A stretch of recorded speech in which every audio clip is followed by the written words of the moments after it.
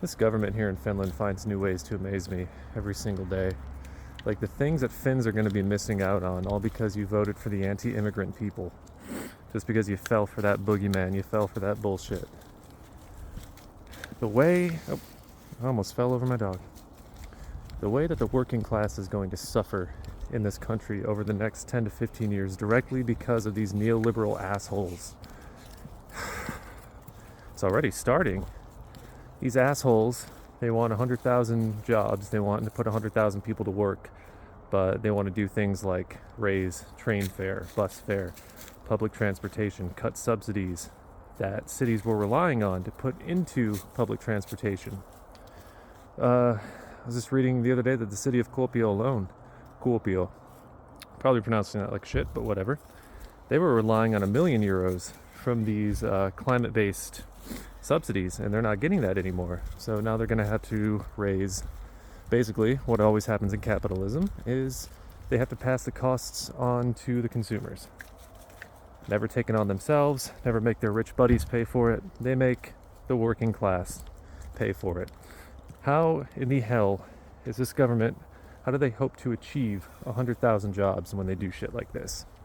It makes no sense whatsoever.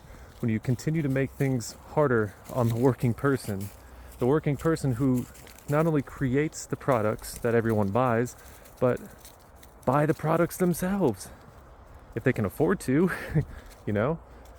What has this government done? I challenge anybody out there to name one way that this government is helping the working person. Going after unions, in some municipalities, bus fare is going to go up to over €4 fucking. 4 for a bus ride, you know? It's just... When you look at the voter base for a party like the Basic Finns, just totally a bunch of people who have no policy position whatsoever other than, no, it's all the immigrants' fault. It's all the immigrants, that's all it is.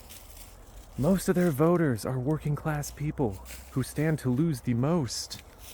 And they continue to defend stupid shit like this just because it has the climate label on it. Like this stuff, short-term stuff, it's just frightening how much people will allow a government to fuck everyone over in the long term just to make things look peachy in the short term. Like 100,000 jobs looks peachy, but does it actually accomplish anything? Does it actually solve anything? No. Oh, well, it solves things for the right-wingers, of course, because they're in bed with the CEOs. They're in bed with the people who stand to benefit the most from having more workers, more bodies to underpay, more workers to de-unionize so you can pay them less and give them less benefits. That's who always stands to benefit with shit like this. And me. Yeah, stubborn animals.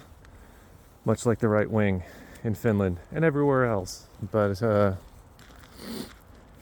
you're not going to achieve any sort of prosperity by making public services more expensive, especially when you're cutting, when you're already cutting welfare to the bone. It's maddening. But that's kind of like it's like the new normal here for Finland. Pretty soon, public health care is going to no longer be a bragging point for this country because the private healthcare system is going to be propping up what the government is not funding on the public side so much. At this rate, I'm not saying it's going to happen, but at this rate, this place, which used to be lauded for the Nordic model and its welfare state, it's gonna resemble the United States. And there are a lot of people here, and in other countries, of course, who piss all over the United States for how abominable its social services are. And they are abominable, but the way things are going, Finland, the way that you keep voting for these right-wing pricks who don't give a fuck about you or your family or your poverty or any of that, pretty soon, it's going to be America. You already got George W. Bush as your fucking prime minister. Ugh, sucks.